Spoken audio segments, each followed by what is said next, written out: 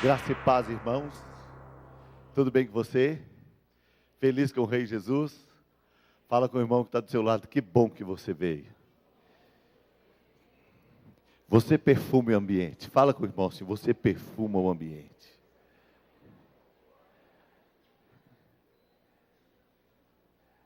Bom, queridos, eu quero dar uns poucos avisos. O primeiro aviso que eu quero dar é que no dia 30 de setembro, nós vamos ter uma das maiores festas, talvez, pelo menos na minha gestão, a maior festa que a Igreja Batista da Paz já viveu. Aqui neste altar já passou muita gente famosa. Aqui já teve a Ludmila Feber, aqui já teve a Fernanda Brum, a David Keelan, o Lázaro, depois que ressuscitou a segunda vez, não, estou brincando. Quem mais? O Grupo Logos, quem mais? Carlos, Thales Roberto. Aqui também já teve a Ana Paula Valadão, eu acho. Se não teve, ela está perdendo, eu acho que vai acabar vindo.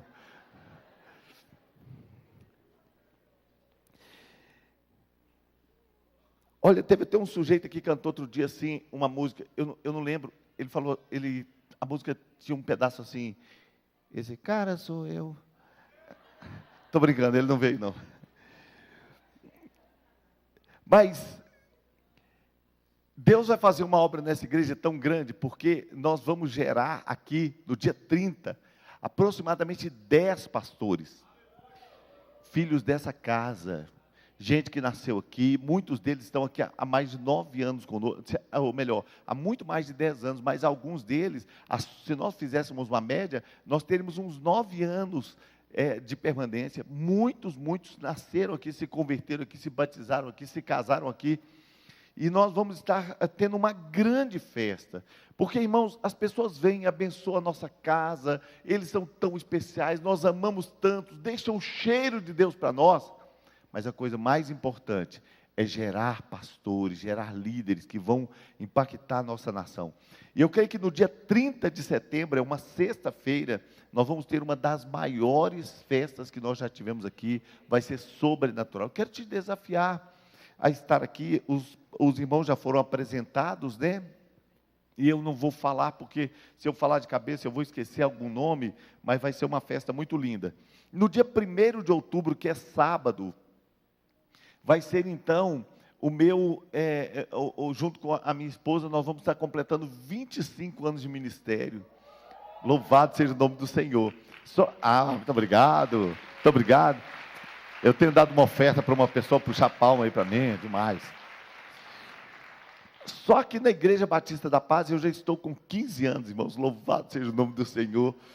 E como foram 15 anos tão felizes, de tanta alegria, irmãos. Como eu amo esse povo lindo aqui na Igreja Batista da Paz, como eu amo pertencer a essa igreja. Então, eu vou estar completando 25 anos de ministério, juntamente com a minha querida esposa, e nós vamos fazer uma grande festa também. Agora, no dia 2, até eu anunciei que o batismo era no dia 2 de outubro, e eles falaram que é dia 9. Se tivesse jeito de mudar esse batismo para o dia 2, seria bom. Mas quem marcou a eleição para essa data? Tudo bem. É porque eu queria que nós nos concentrássemos muito no culto da noite, para fazer também uma grande celebração, uma grande festa no dia 2, que é domingo. Então eu quero desafiar toda a igreja para estar aqui nesses dias, vai ser muito legal. No domingo pela manhã, no dia 2, vai haver culto, mas eu queria pedir a vocês, se nós pudéssemos nos concentrar como igreja, a maioria absoluta no culto da noite, eu ficaria muito feliz, porque nós queremos fazer um grande culto nesse domingo, no dia 2, tá bom, querido? Vai ser muito especial. Bom, também quero avisar que no domingo próximo é o culto do amigo. Esse culto do amigo nasceu para nos despertar, que muitas vezes a gente vem para a igreja o ano inteiro sem trazer visitante. Por exemplo, imagine hoje, se nós pegássemos todos os carros que estão aqui, que tem vaga para trazer um convidado, 1 ou 2, em alguns casos até 3 convidados, talvez nós tivéssemos aqui uns 50 visitantes, 100 visitantes. Se só preenchêssemos a vaga que tem no nosso carro. E muitas vezes nós, durante o ano, vai passando e corre daqui, corre dali. O domingo a gente tira para dar uma descansada, almoça na casa da sogra ou almoça na casa de um familiar. E a gente perde a cultura de levar o Evangelho, irmãos, e de pregar o Evangelho. Então, este último domingo do mês, nós sempre nos empenhamos muito para nós fazermos um culto bastante evangelístico. E nesse culto, nós trazemos as pessoas que nós amamos, os nossos amigos, os nossos parentes, e aí nós fazemos aquele apelo que os irmãos já conhecem, pedindo e levando as pessoas a confessarem o nome de Jesus. E tantas vezes Deus tem trazido tantas pessoas a conhecer o Evangelho. Então, eu queria te desafiar para no próximo domingo, nós temos aqui muitos visitantes. Eu creio, irmãos, nós podemos chegar a ter 100 visitantes aqui. Você crê nisso? Eu quero dizer para os irmãos que a gente se sente muito honrado quando nós temos aqui visitantes de outra igreja. Nós ficamos muito honrados com irmãos de outra igreja. E sejam sempre muito bem-vindos. Mas é claro, irmãos, que o nosso alvo não é tirar pessoas de outra igreja. Não, não. Nós queremos alcançar pessoas que estão sem igreja. Nós queremos alcançar pessoas que estão precisando tanto do Evangelho chegar. Casamentos quebrados, famílias machucadas. Então, eu queria pedir a você, até para os pastores não ficarem talvez feridos com a gente, que você não fique convidando pessoas de outra igreja, não. Eles estão lá na igreja deles, que eles fiquem bem firmes, sejam abençoados lá. Nós queremos convidar pessoas que estão sem igreja e precisando de ter uma experiência com Jesus. Tá bom, queridos? Vai ser uma bênção. Eu dei todos os avisos? Então, tudo bem. Dia 9, batismo. O encontro de homens foi falado, pastor? É no mesmo dia do acampamento de jovens, vai ter encontro de homens. E vai ser de arrebentar. Os homens vão estar lá, vai ser um grande encontro. Quem não estiver lá no acampamento de jovens, vai estar no encontro de homens. O culto da noite, eu estou até com medo, irmãos, que esse negócio que vai tremer. Os jovens vão chegar aqui cheio do poder de Deus, uma bênção, e os homens também. Vai ser um encontro de titãs, em nome de Jesus. Abra sua Bíblia comigo em Êxodo, no capítulo 8. Capítulo 8, versículo 25. Êxodo, capítulo 8. Versículo 25.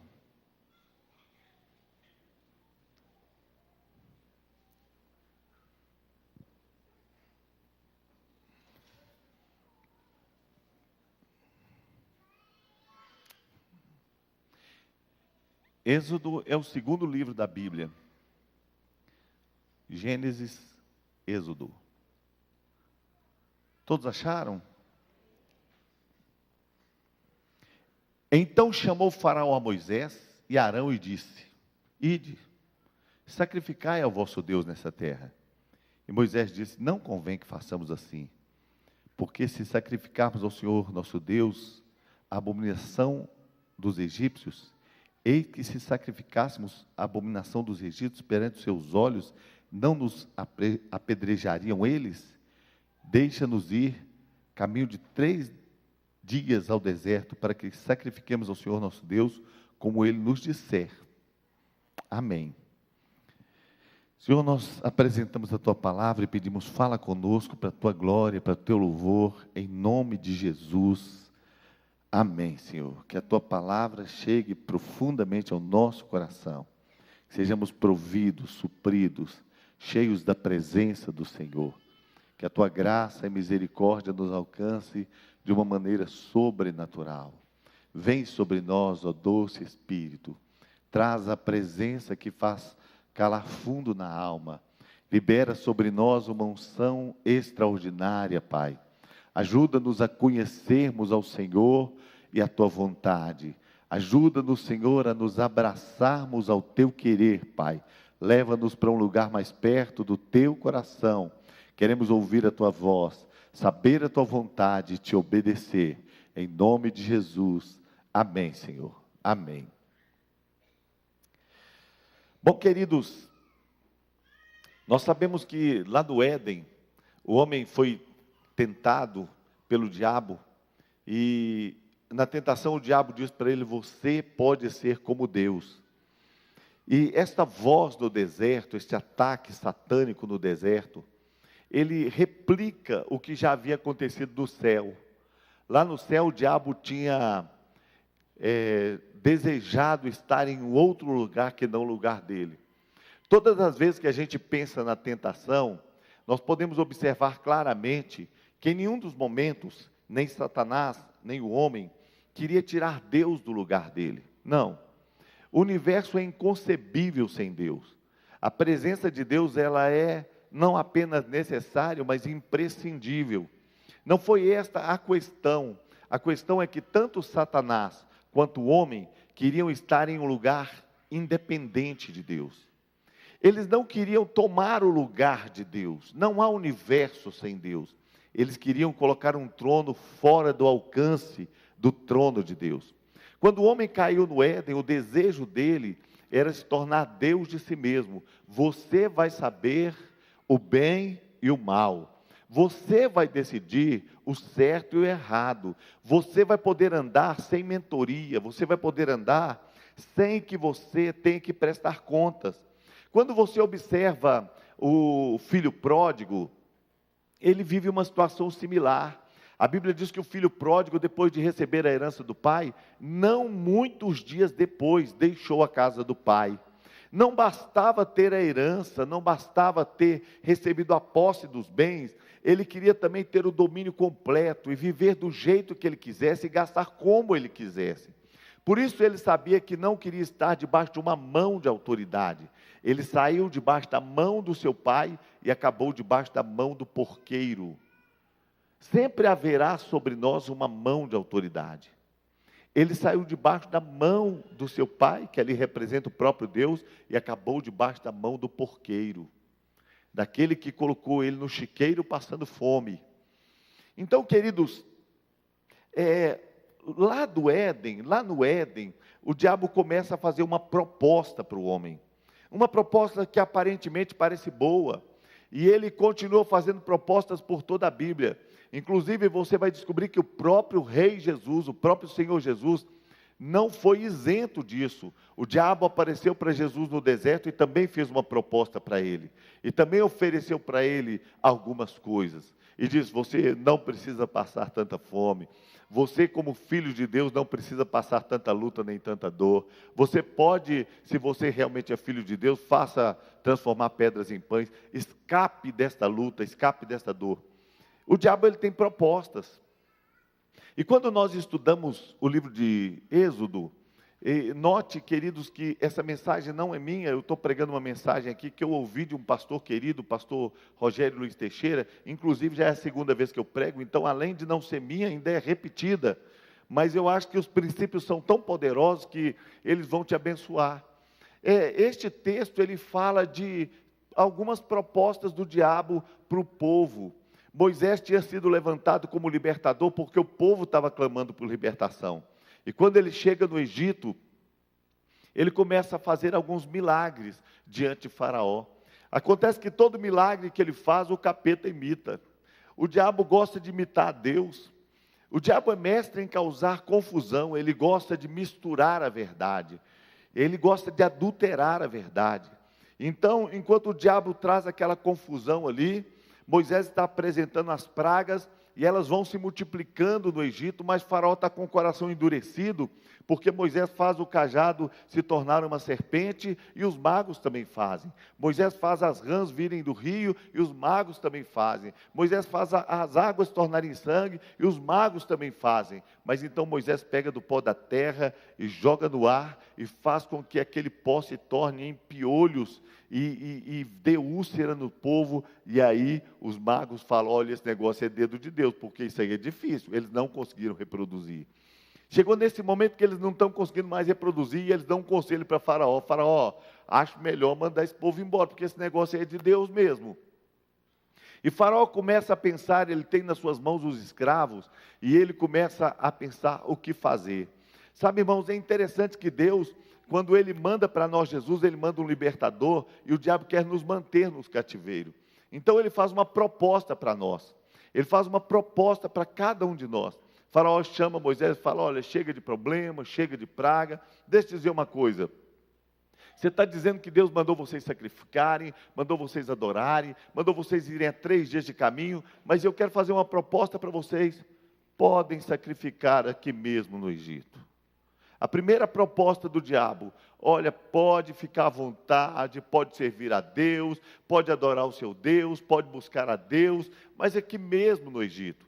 Todos nós sabemos que o Egito é símbolo do mundo. Todos nós sabemos que o Egito é o lugar considerado símbolo do mundo, porque é o lugar do nosso cativeiro, é onde o povo foi escravizado. E do Egito eles saíram para Canaã. E é interessante que essa proposta é assim: não se preocupe, você pode viver uma vida fazendo coisas para Deus, sem ter que deixar o mundo. Você pode viver uma vida fazendo coisas para Deus, sem ter que limpar o seu coração completamente. Você pode viver no conceito do mundo, no contexto do mundo, e ainda assim, vivendo no Egito, você pode ser um adorador. Você pode ser um adorador. Sabe o que foi que Moisés falou para Faraó? Falou: Faraó, nem é Deus que vai nos condenar, os egípcios vão nos apedrejar, o mundo vai nos expurgar. Nem o mundo aceita esse tipo de vida dupla. Nem o mundo aceita um adorador adorando aonde não é contexto de adoração. Nem o mundo aceita gente que teme a Deus, oferecendo alguma coisa a Deus, ofertando o seu coração a Deus, estando vivendo no mundo. Hoje, meus irmãos, eu prego essa mensagem pensando como isso tem sido uma realidade que nos acua. Porque cada dia que passa a gente vê o evangélico se tornando mais sem evangelho. Pessoas que estão perdendo um pouco da essência do evangelho. Quando você começa a observar, as pessoas estão sendo adoradores, mas eles continuam com a vida arraigada no mundo. Não dá para ser um adorador se nós ainda estamos vivendo todos os princípios e valores do Egito. Não dá para ser um adorador se quando nós negociamos somos egípcios. Não dá para ser um adorador se quando nós estamos longe somos egípcios. Vocês sabem, queridos, que um dia Deus mandou chamar Moisés, falou com ele assim: Moisés, eu quero que você vá libertar o povo. A palavra do Senhor diz que Moisés, ele falou: não estou querendo ir, Senhor, eu estou meio sem tempo, minha agenda cheia, esse rebanho de Jetro aqui me toma muito tempo. E Deus falou com ele: vai, Moisés. Moisés falou assim: Senhor, envia outro. Deus se irou, porque Deus não aceita essas palavras na mesma frase: Senhor, e envia outro. Todas as vezes que você falar Senhor, não cabe o envia outro. Deus se irou com Moisés e disse para ele: você vai. E o Moisés foi. Mas diz a palavra do Senhor, um dos textos mais estranhos da Bíblia, é que no caminho Moisés entrou numa estalagem e Deus intentou matá-lo. Você já imaginou o que é Deus enviar Moisés com 80 anos para o Egito, para tirar o povo do Egito, e a Bíblia diz que no caminho Deus intentou matá-lo? Por que Deus quis matar Moisés? A Bíblia diz que a sua esposa Zípora circuncidou seus filhos e jogou o prepúcio no chão, jogou a circuncisão, e diz para ele: homem sanguinário. Interessante que foi uma coisa tão forte que aconteceu naquela estalagem, que a mulher de Moisés percebeu o que estava acontecendo. Mas sabe por que foi que Moisés, que Deus intentou matá-lo no caminho? Porque Moisés chegou na casa de Jetro como egípcio. Quando ele chegou na casa de Jetro, ele ajudou as filhas de Jetro a beberrar o rebanho. E a Bíblia diz que elas foram para casa e disseram assim: um homem egípcio nos ajudou. A identidade de Moisés, que ele se apresentou na casa de Jetro, foi de um egípcio.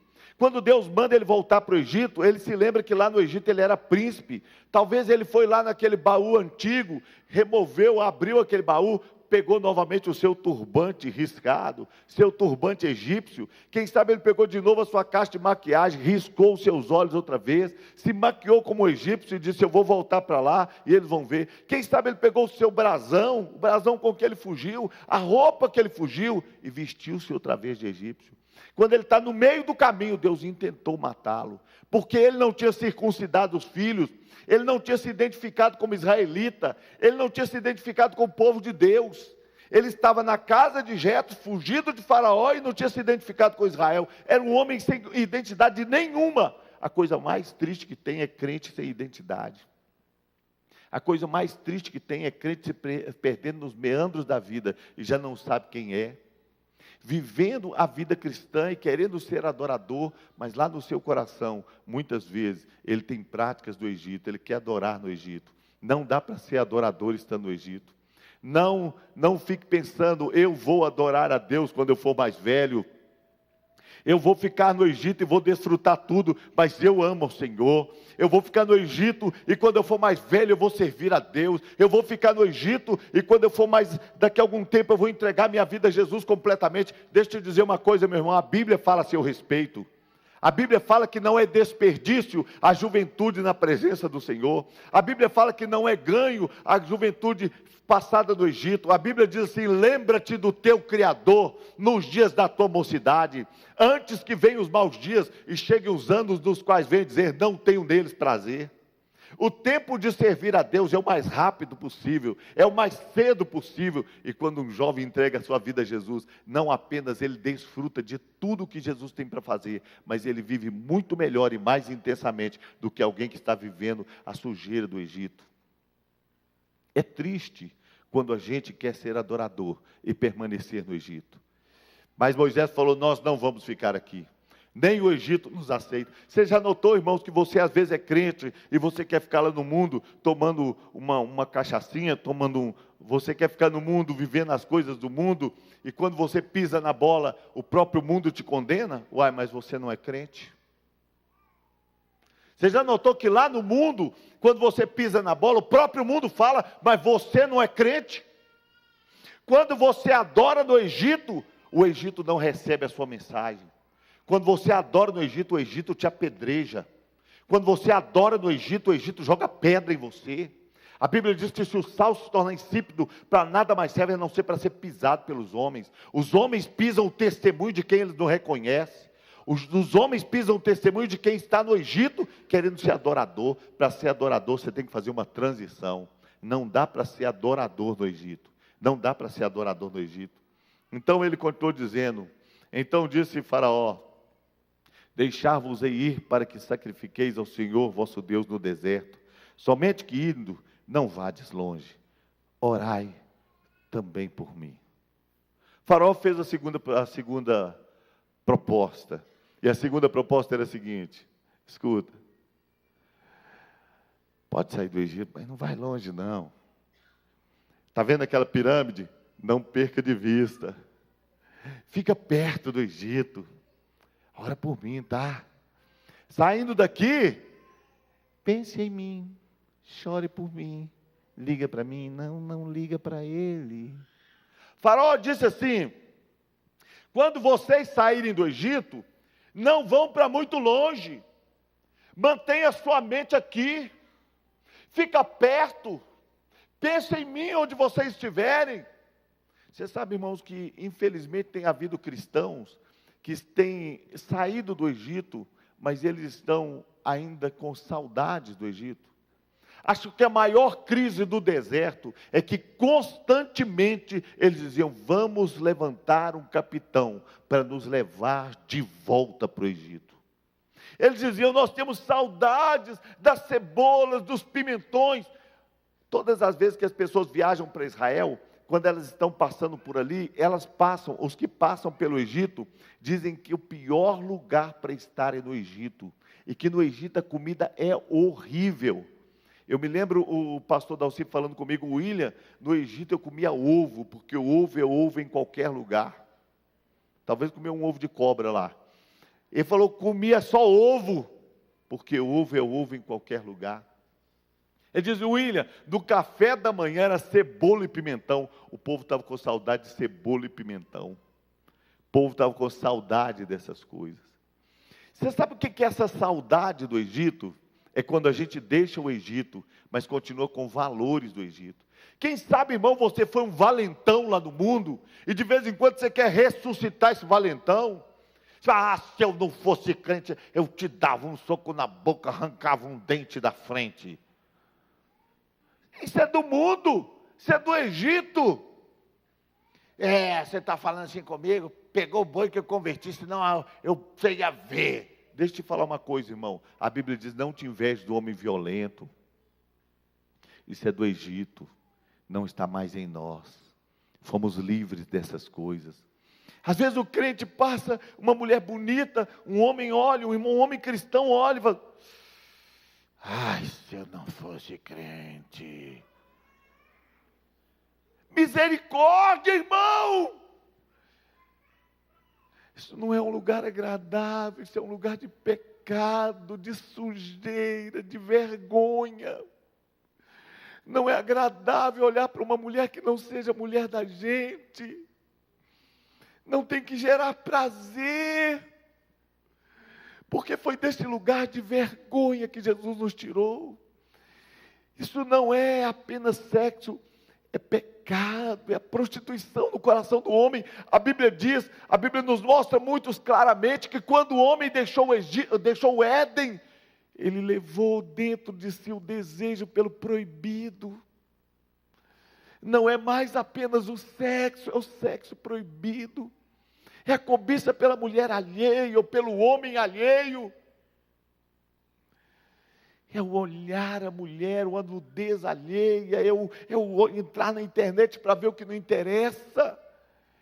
Isso é gente que está adorando perto do Egito, que ainda consegue ver as pirâmides, que ainda está pensando em Faraó.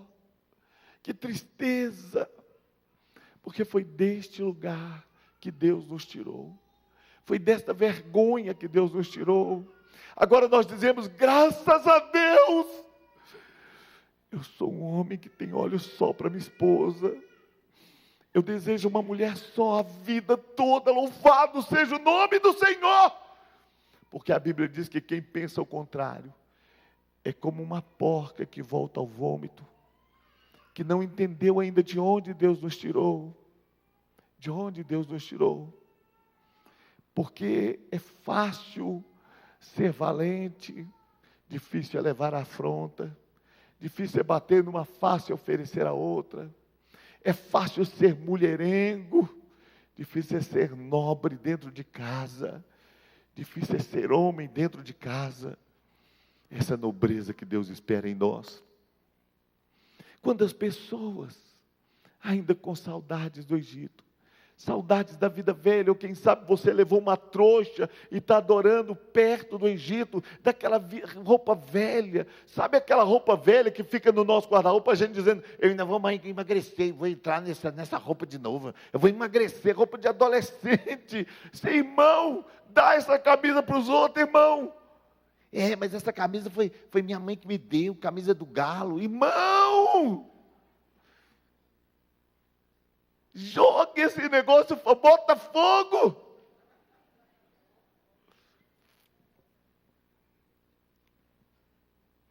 Tem gente tão apegada às coisas, que fica guardando o vestido de noiva. Minha filha vai casar com esse vestido. O que ela fez para merecer isso?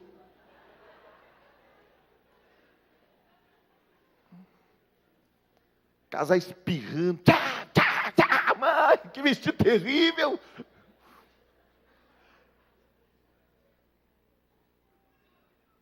E vou falar para você, irmão, você que está guardando esse vestido para sua filha casar, deixa eu falar um negócio. Nem você casaria com ele de novo. Vamos fazer aqui, irmãos, a fogueira santa, traz para cá, vamos queimar esse negócio em nome de Jesus. Mas que tristeza, gente que os valores ainda são do mundo. Você sabe o que são valores do mundo? Sabe o que são valores do mundo, irmãos? É quando o pecado vai mudando de nome e não incomoda mais. É jovem cristão andando com jovem amigo que é homossexual. E isso não é errado, você ter um amigo que tem problema na sua identidade sexual. Porque nós não condenamos aqui o homossexual, mas condenamos o homossexualismo, a homossexualidade. Sabe por que nós condenamos? Porque a Bíblia condena. A Bíblia diz que Jesus falou assim: quem não tiver pecado, atire a primeira pedra. Ninguém atirou a pedra. Sabe por que não atirou? Porque o único que podia atirar a primeira pedra chamava-se Jesus Cristo, era o único homem sem pecado. E ele não atirou a primeira pedra. Quando todo mundo foi embora, Jesus falou assim: mulher, ninguém te condenou? Ela disse: não, Senhor, ninguém. Ele disse: nem eu te condeno. Vai, não peques mais. Ele não condenou a mulher, mas condenou o pecado. Ele não condena a prostituta, mas condena a prostituição. Ele não condena o homossexual, mas condena o homossexualismo. Ele não condena o heterossexual, mas condena a prostituição. Ele condena o pecado. Jesus condena o pecado. E de vez em quando as pessoas começam a andar com outras pessoas, e daí a pouco eles começam a achar normal. Não é normal, não se acostume. Não se acostume, não se conforme, porque Jesus sentava com pecadores à mesa, mas ele dizia: o médico não vem senão para o enfermo. Ele sabia, eu sou médico, e eles são os doentes. Sabe, irmãos, quando eu me converti, eu vivi uma crise muito grande, porque nós éramos muito queridos, irmãos, muito amigos, eu, o Emerson e o Jefferson. E quando eu me converti, o Jefferson e o Emerson, porque não se converteram também, assim, logo depois, né? Eles começaram a ter segredo em relação a mim. Então eles cochichavam algumas coisas. E eles foram me excluindo um pouco. E eu gostava tanto deles, e gosto até hoje, é lógico, que eu tinha tanta vontade de estar com eles, de estar perto, que quando eu estava com os meus irmãos, às vezes eu não era o mesmo cristão de quando eu estava longe. Os meus irmãos eram brigadores, e perto deles eu também tinha vontade de brigar. Perto deles eu também tinha vontade de estar no meio da confusão, para não abandonar os meus irmãos. Muitas vezes eu, em vez de ser um médico, eu estava sendo uma pessoa doente também. Às vezes você está lá na sua casa, no meio da sua família, e você diz: eu sou o único cristão. Como é o seu testemunho quando você é o único cristão? Talvez você está pregando um evangelho tão duro, tão feio, que está afastando as pessoas. Mas quando você diz: o meu coração está longe do Egito, você começa a pregar um evangelho que tem vida. Você começa a fazer diferença. Há pouco tempo eles mandaram uma ordem aí do Facebook. Eu não tenho Facebook, eu fico decepcionado. Por isso eu estou pregando essa mensagem de novo. Com quão perto do Egito estão alguns adoradores. Decepcionado que quando acontece um jogo de Cruzeiro e Atlético, de vez em quando alguém posta lá dizendo as Marias. Cristão, servo de Deus, depreciando as pessoas.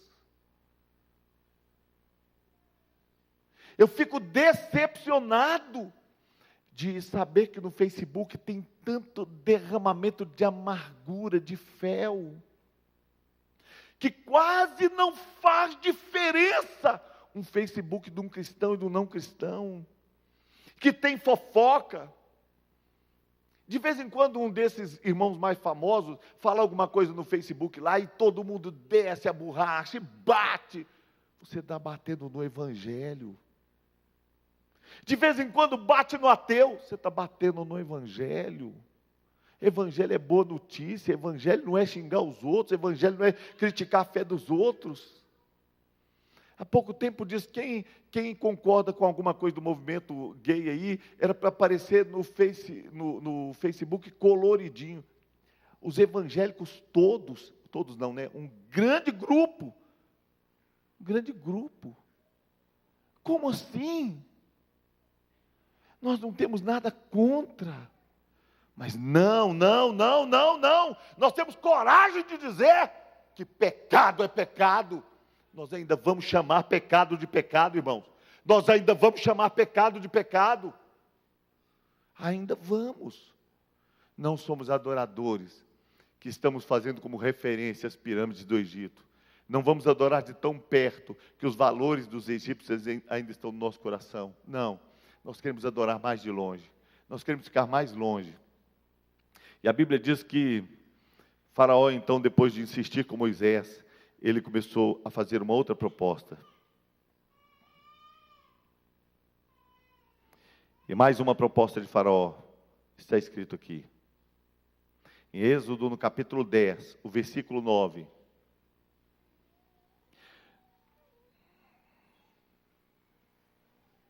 No versículo 7, os magos falam com Faraó. E os servos de Faraó disseram-lhe: até quando esses homens nos vão discipular? Deixa ir os homens para que sirvam ao Senhor seu Deus. Ainda não sabes que o Egito está destruído? Então Moisés e Arão foram levados outra vez a Faraó, e ele disse: ide, servi ao vosso Deus. Quais são os que hão de ir? Moisés disse: havemos de ir com os nossos jovens, com os nossos velhos, com os nossos filhos, com nossas filhas, com nossas ovelhas, com nossos bois, havemos de ir, porque temos de celebrar uma festa ao Senhor. Então lhe disse: ide, seja o Senhor assim convosco, como eu vos deixarei a vós e vossos filhos, olhai que há mal diante da vossa face. Não será assim. Agora ide vós, homens, e servi ao Senhor, pois isso é o que pedis. E os expulsaram da presença do Senhor. A próxima proposta dele é o seguinte: deixa a sua família para trás. Pode servir a Deus, deixa a família. Pode servir a Deus, deixa as crianças. Pode servir a Deus, deixa o seu casamento para trás. Pode ir embora. Expulsaram Moisés. Irmão, Deus te chamou para ser um adorador com toda a sua casa, com toda a sua família. Seu primeiro ministério é na sua casa. Sua primeira missão é para a sua família. Sua primeira missão é para a sua família. E você tem que ser um adorador que está disposto a levar a sua casa. Tem muita gente que confunde isso e pensa que eu estou falando para você se acomodar quando o seu marido não quer ou quando a sua esposa não quer e dizer: se ele não for, eu também não vou. Não, você vai. E você vai declarar profeticamente. E você vai levar pela fé. E você vai levar por boa atitude até que ele vá junto. Mas deixa eu te falar uma coisa muito especialmente. Preste atenção no que eu vou falar. Muito especialmente hoje eu quero falar sobre as crianças. Os pais estão abandonando as crianças nas mãos de Satanás. Os pais têm aceitado a proposta do diabo, que as crianças não fazem parte do pacote. Os pais não estão mais criando filhos. Irmãos queridos, nós já tivemos célula que fechou, porque o anfitrião não aguentou as crianças. Sabe por quê? A gente fala todos os dias aqui, direto eu falo sobre criação de filhos, mas parece que as pessoas não estão entendendo. Porque quando os pais estão nervosos dentro de casa, eles dizem: menino, sai de perto de mim, vai assistir televisão agora. Estão entregando os meninos para babá eletrônica, para televisão. Antigamente os pais ficavam nervosos quando chegavam na casa dos outros e os filhos subiam no sofá com os pés descalços ou com calçado nos pés e mutuavam nos sofás dos outros. Os pais ficavam tristes e ficavam até envergonhados. Eles não ensinavam em casa e passavam vergonha na casa dos outros. Hoje eles não ensinam em casa e também não passam vergonha não, estão achando normal. Normal os meninos fazerem o que querem. Os pais estão terceirizando, não têm coragem de ensinar, não têm coragem de disciplinar. Você sabe, irmãos, o que a Bíblia diz? A Bíblia diz que entra mais fácil 100 açoites nas costas do tolo, que entra mais fácil a advertência no coração do sábio do que 100 açoites nas costas do tolo. Então, até a criança se dará a conhecer pelas suas obras, se elas forem boas ou más. Crianças precisam ser ensinadas. Crianças precisam ser disciplinadas. Quem não cuida do seu filho, quem não disciplina o seu filho, quem está tentando cuidar dos seus filhos através de psicologia moderna. Sabe o que eu estou vendo? Os pais tentando convencer os filhos por psicologia moderna. Não pode bater no rosto da mamãe. Se bater no rosto da mamãe, não é legal. Né? Não bate mais. Né? Apanhando o tempo todo. Mas sabe o que acontece? Seu filho bate no seu rosto, você dá um tapa na mãozinha dele. Não é nas costas da mão, na palma da mão. Pá. Não pode bater no papai e na mamãe. E bate. Pá. Você, pá. Não pode bater nas palmas. Não precisa ser tanto assim, tá? Estou brincando. Porque as crianças estão sendo preparadas. Irmãos, pega os desenhos animados que eles assistem. Nele está a natureza adâmica. E existe um estudo que numa determinada idade, quando a criança chega dos aproximadamente 8 a 12 anos, ou 10 a 12 anos, quando ele sai de junior para adolescente, ele fica no limbo, ele fica sem identidade, ele não sabe quem é. E aí então, de repente, desperta a semeadura que você fez. O menino desperta com aquela rebeldia toda no coração, rebelião que não foi quebrada na primeira infância, que não foi vencida na primeira infância e que vai manifestar na adolescência. E aí ele manifesta dizendo, desobediente, insubmisso, e você diz, você me respeita, você me respeita. E ele repete, você diz, você me respeita. E depois você se acostuma a ser desrespeitado. Você se acostuma. Sabe, seu filho que está nos seus braços hoje, 5 anos, 4, 6 anos, dentro de 10 anos, ele não está mais nas suas mãos para ser criado. Dentro de 10 anos, uma década vai voar, e dentro de 10 anos ele vai ter 15, 16, 17 anos. Já não é mais o tempo. Ensina a criança no caminho que deve andar. Pais não disciplinam mais os filhos. Irmãos, está tudo mudado. Hoje os adultos sentam no chão para comer e os meninos tudo na mesa. Se você se lembra da nossa época, todos nós, todos da minha idade aqui, todos da minha idade, ou de próximo da minha idade, lembra de uma surra que você nunca esqueceu? Todo mundo. Mas eu cheguei em casa, meu pai me pegou, minha mãe me pegou, ela me deu uma surra, todo mundo lembra. Todos nós nos lembramos que antes da criança comer, comiam os adultos. Sabe o que significa isso? Eles aprendiam respeito. Agora eles comem na frente, eles desrespeitam, eles desonram, eles mentem, e a gente fica com aquela filosofia barata.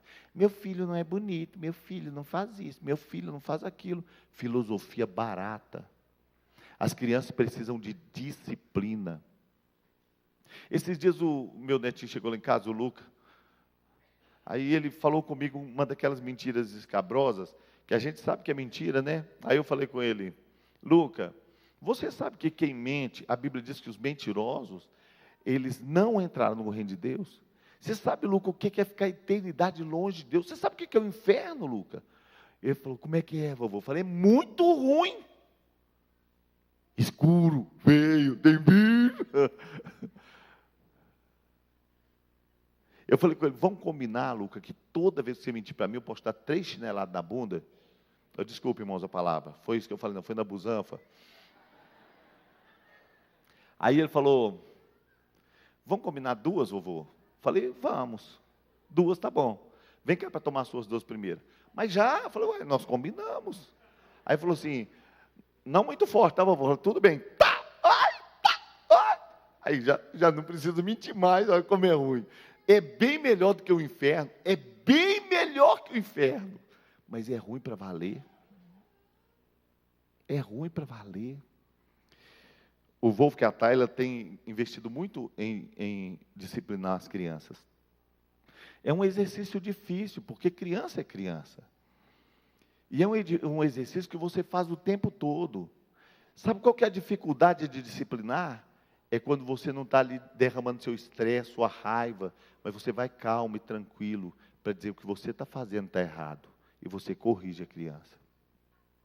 A Bíblia diz que todo pai que ama, corrige os seus filhos. Nós não vamos deixar os nossos filhos no Egito. Nós não vamos deixar os nossos filhos nas mãos do inimigo. Nós não vamos deixar os nossos filhos sem disciplina. Quem ama, corrige. Quem ama, disciplina. Quem ama, ensina. Moisés não aceitou essa proposta. E aí então, para encerrar a mensagem, a Bíblia diz que o diabo fez para ele mais uma proposta. Faraó fez para ele mais uma proposta. No versículo 24 diz assim, então Faraó chamou Moisés e disse, ide, servi ao Senhor. Somente fiquem vossas ovelhas, as vossas vacas, vocês podem até levar as crianças. O diabo sabia que quem ia conquistar a terra eram as crianças. O diabo sabia. O diabo sabia que as crianças eram imprescindíveis. Mas então, quando o diabo percebeu que Moisés não ia ceder, ele disse, pode ir embora. Mas deixa aqui os seus bens. Sabe, irmãos, vocês sabem que nós, os evangélicos, temos recebido essa proposta do diabo? A gente sabe que, às vezes, uma pessoa que não teme a Deus, gosta tanto de dinheiro, e a Bíblia diz que o amor ao dinheiro é a raiz de todos os males. É a única coisa que o ímpio e o crente desejam. Então, a gente começa a sentir como se fosse até um pecado querer ter prosperidade. A gente começa a sentir até como se fosse errado desejar que Deus nos prospere. Se fosse errado, e se fosse muito lindo a pobreza, irmãos, então a Nova Jerusalém não teria ruas de ouro e mar de cristal. A descrição da Nova Jerusalém não seria de pedras preciosas nos muros. Não seria que até no alicerce as pedras são pedras preciosas. Até no alicerce. Sabe o que estaria escrito sobre Nova Jerusalém? Eu vi a Nova Jerusalém que desce do céu. Muro simplesinho de bambu. Uns barracos, limpinho.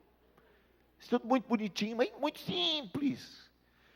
Não tinha mar não, mas tinha uma lagoinha bem bonita, uns peixinhos. Não.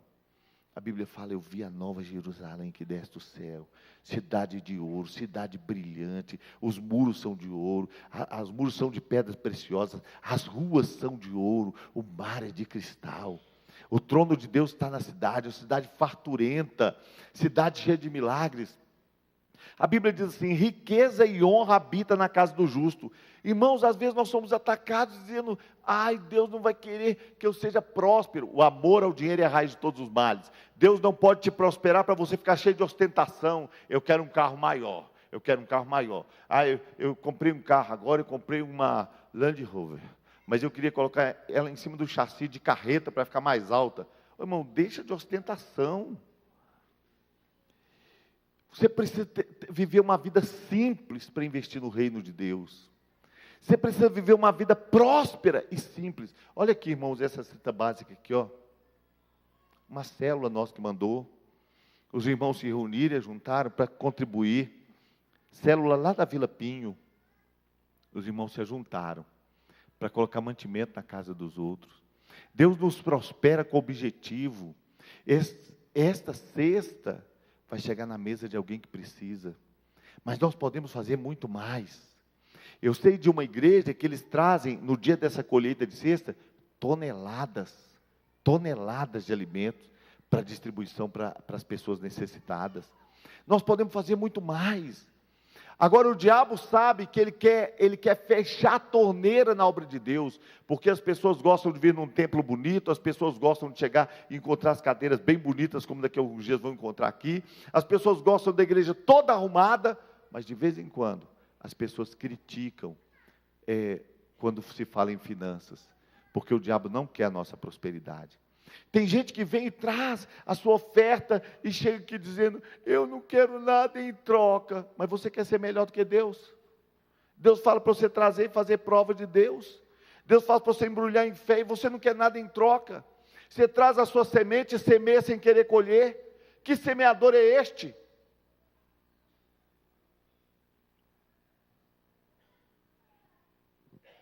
Muitas vezes nós somos crentes.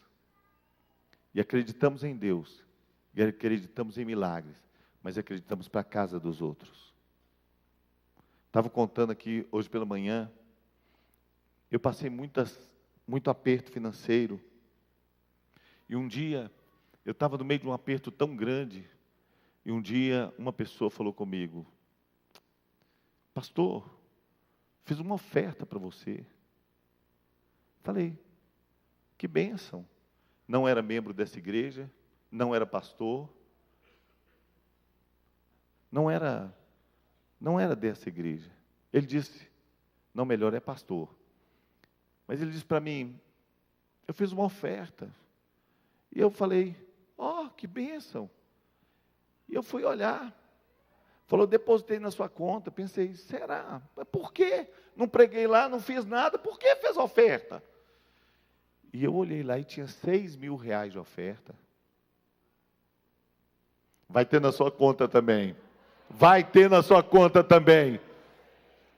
Eu estava ouvindo um pastor falando que eles fizeram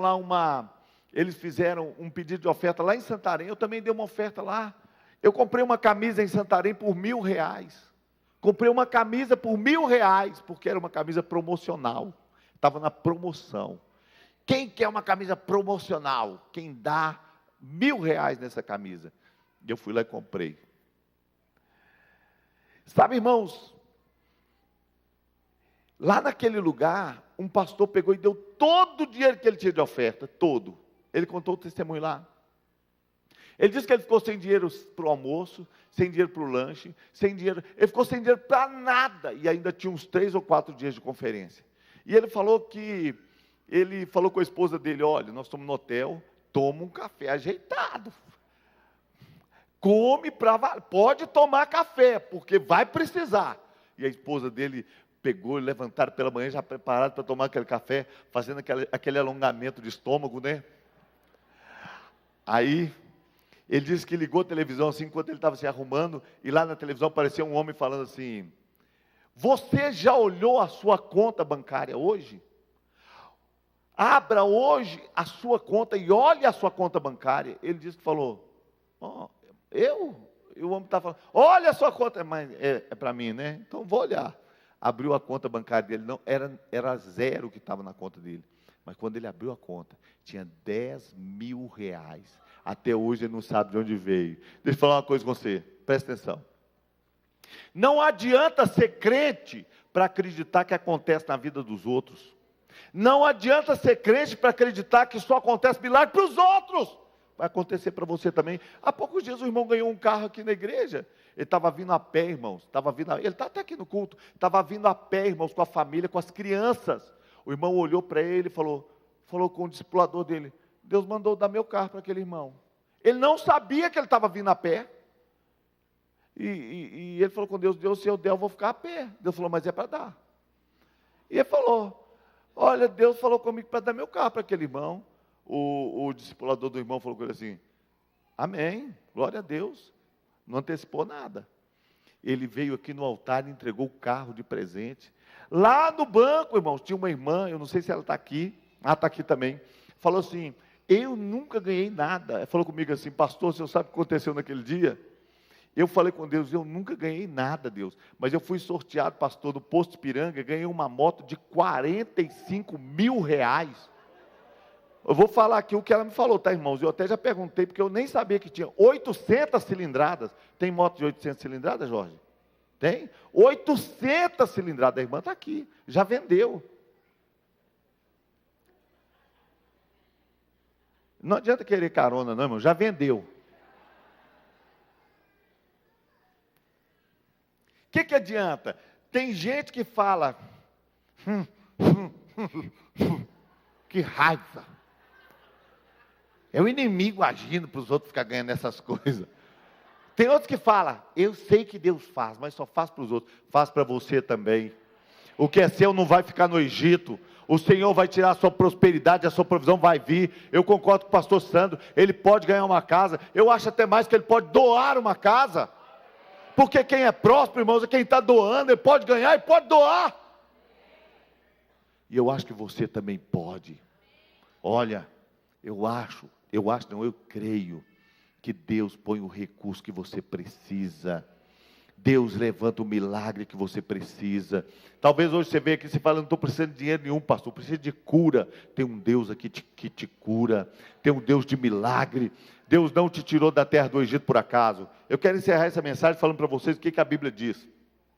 Diz a Bíblia que quando o povo saiu do Egito, a palavra do Senhor diz que Deus mandou escrever para eles 10 mandamentos. Sabe qual que era o primeiro? Sabe qual que é o primeiro dos 10 mandamentos? Eu sou o Senhor teu Deus, que te tirei da terra do Egito. Nunca mais você vai precisar encurvar diante de um ídolo. Nunca mais. Um dia os egípcios fizeram vocês adorarem Deus que não eram deuses. Um dia os egípcios fizeram vocês adorarem debaixo do chicote. Nunca mais você vai se encurvar debaixo de um ídolo. Porque eu sou Deus para prover na sua vida. Eu sou Deus que é resposta na sua vida. Eu tenho boca para falar. Eu sou Deus para fazer milagre na sua vida. Ele começa os mandamentos dizendo: eu sou o Senhor teu Deus. Te tirei do Egito e te pus no deserto. E no deserto não tinha Carrefour, no deserto não tinha C&A. Eu te sustentei. Eu sustentei 1 milhão de pessoas no deserto. Nunca envelheceu o vestido do seu corpo. Nunca envelheceu a sandália. Nunca faltou para você. Eu sou o Senhor. Ele continua sendo Senhor. Ele continua sendo Deus. Ele continua sendo rei, Ele continua sustentando, Ele continua tendo milagres à sua disposição, Ele continua fazendo e Ele vai fazer na sua vida também. Vamos ficar de pé?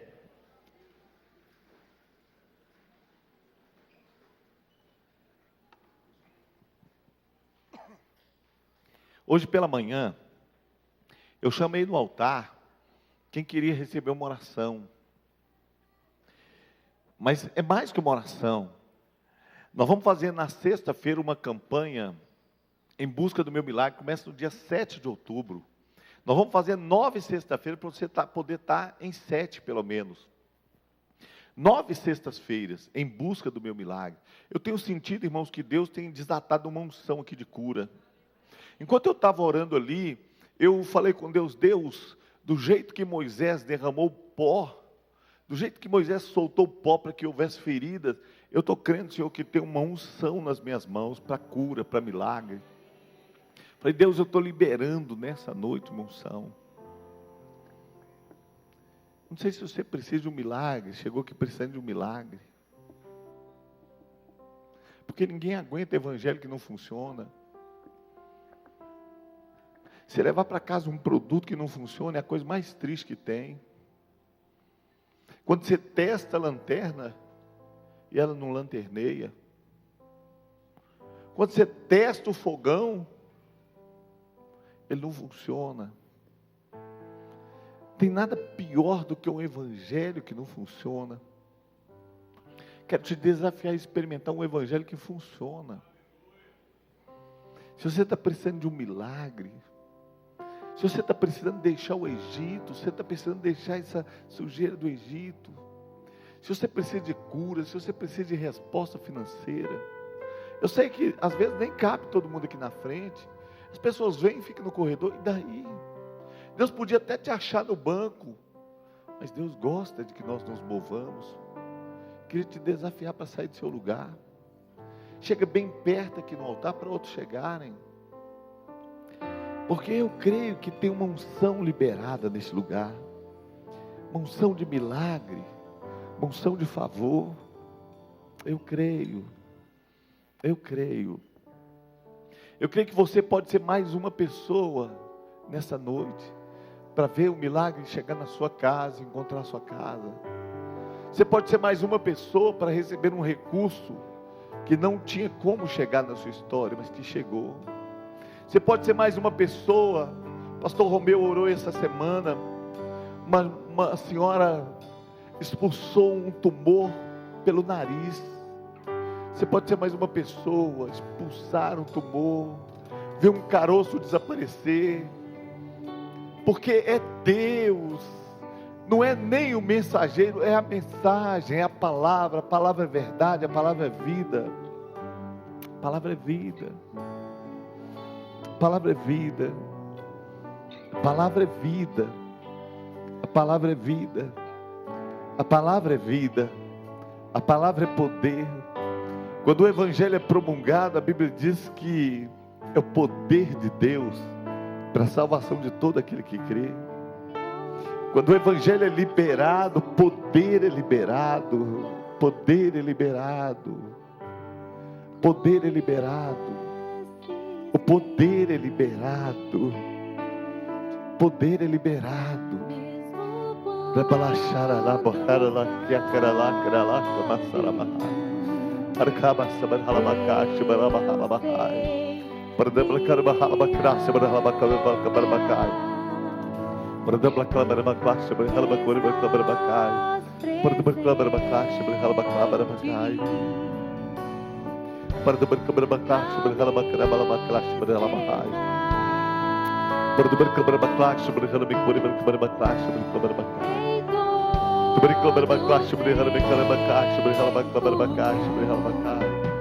Manifesta, Espírito Santo, manifesta, Espírito Santo, manifesta, traz a nuvem da glória do Senhor, traz a graça desse lugar, manifesta, Espírito Santo,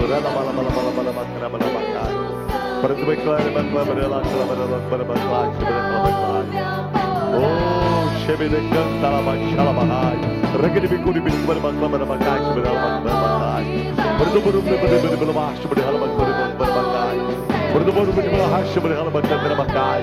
As doenças incuráveis vão desaparecer. As doenças incuráveis vão desaparecer. Ei,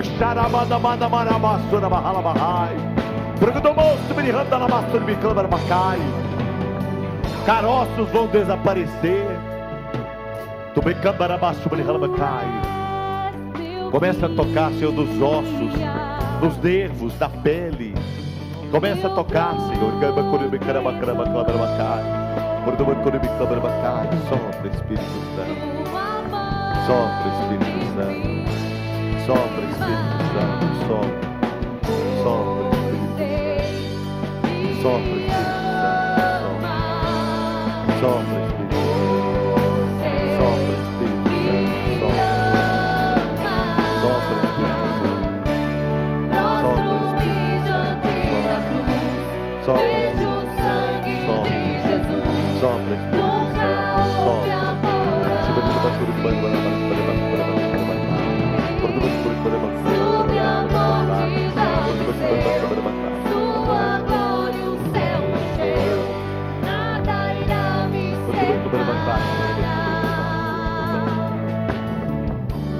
Prostro-me diante da cruz, vejo o sangue de Jesus.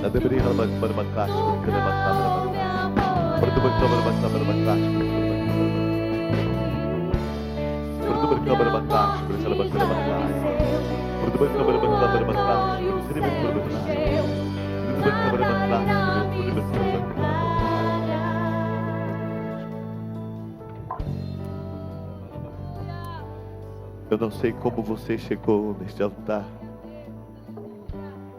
mas eu creio que será derramado, será liberado uma unção sobre você.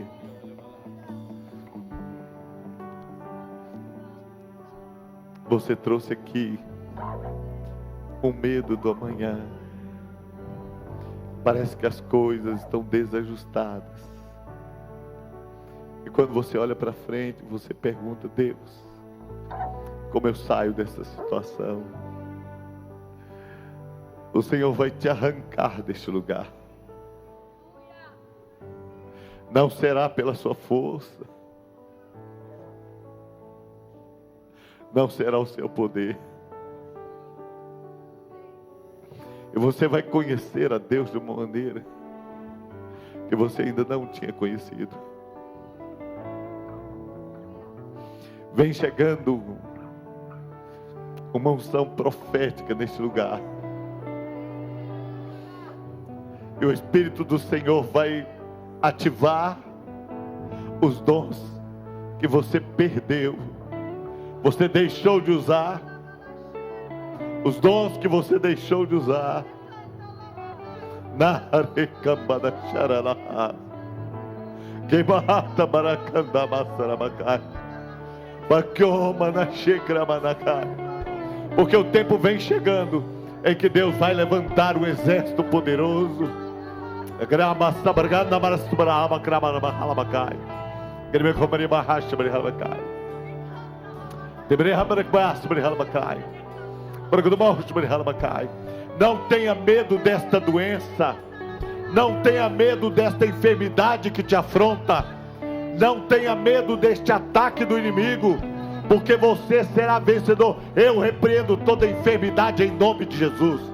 Eu repreendo as doenças incuráveis nesta hora. Eu repreendo as aflições que assolam a alma do povo. Eu declaro milagres neste lugar. Eu declaro milagres neste lugar, em nome de Jesus.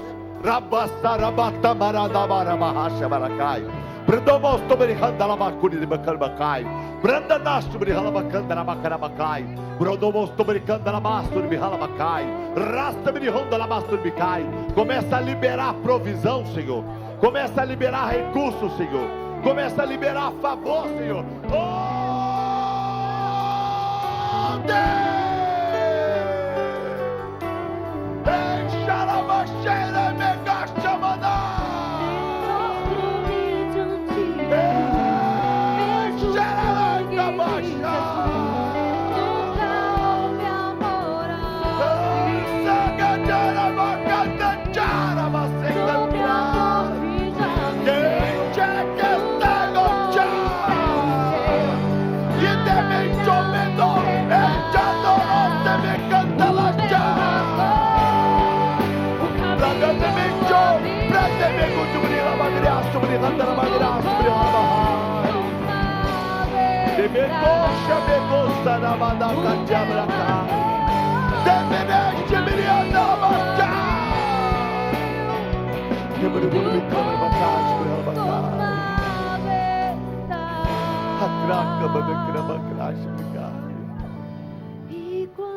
O Senhor quer te encontrar.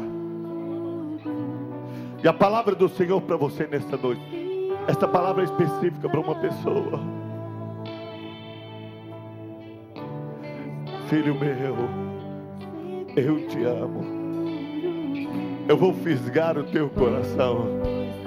Eu vou te trazer de volta para mim, para perto de mim.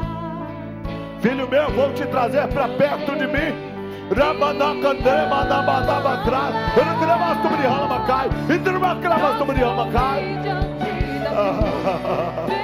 Te trarei de volta a intimidade.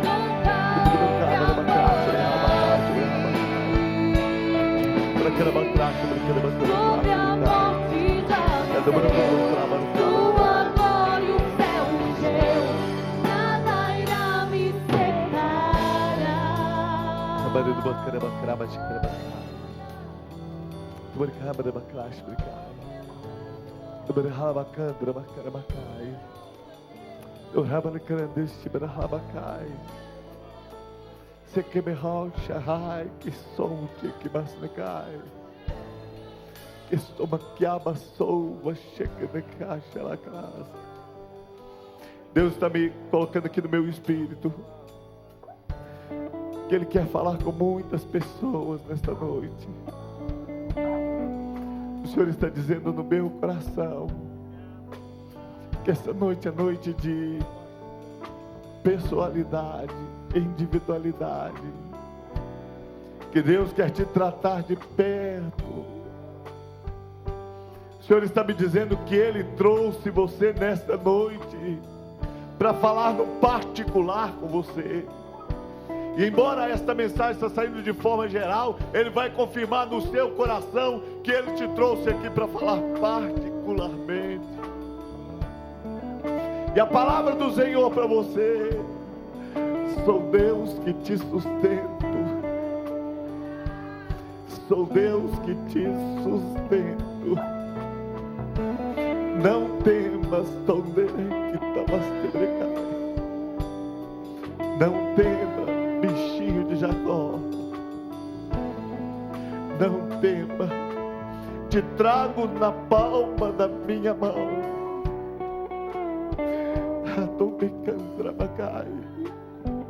O Senhor está dizendo que Ele ama a sua adoração.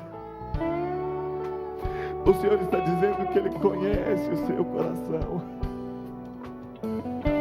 e que Ele tem prazer em quando você levanta as suas mãos e adora.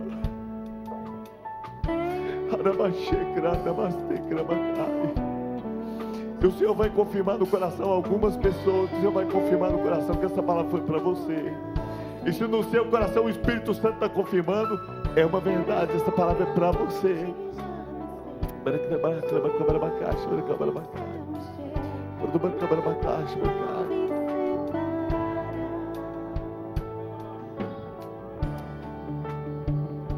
Senhor, eu quero liberar os teus servos debaixo de uma unção nova. Muitos milagres que aconteceram aqui, outros que vão acontecer no decorrer da semana, Pai. As mãos, Senhor, serão cheias de um óleo, Senhor. Senhor, estarão cheias de óleo. Senhor, o Senhor vai incendiar a nossa história. O fogo da Tua presença vai nos acompanhar, Pai. As palavras jorrarão dos nossos lábios, Senhor, como fonte eterna. Senhor, seremos cheios da presença e do favor do Senhor. E a graça do Senhor será liberada em profusão sobre a nossa vida. Em nome de Jesus. Amém, Senhor. Vamos aplaudir ao Senhor. Pode voltar ao seu lugar.